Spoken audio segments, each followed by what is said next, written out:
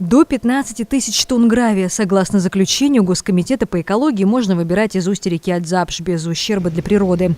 Как говорят специалисты, делать это периодически необходимо, так как обмеление этого участка косвенным образом способствует разливу реки в период обильных осадков.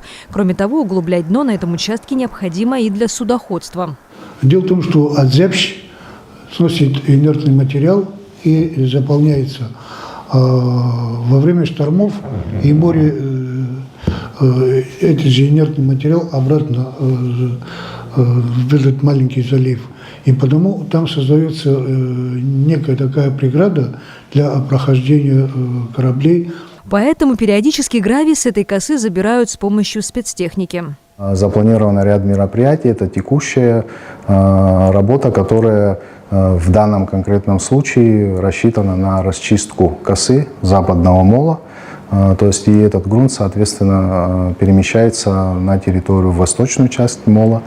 Эти все работы необходимы для того, чтобы в дальнейшем будут проводиться и дноуглубительные работы в этом районе, для того, чтобы обеспечить необходимые безопасные условия для работы функционирования грузового района порта. Соответственно, материал, который извлекается, он размещается на территории части и использоваться будет в дальнейшем на территории для нужд порта. Часть материала была передана для нужд МУП «Водоканал».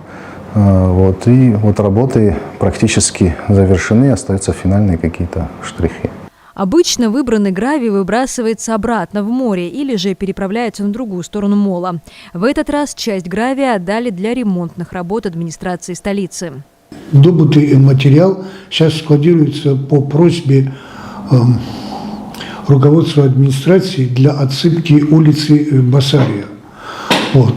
А вообще, конечно, изымаемый материал необходимо отвезти вглубь и туда забрасывать.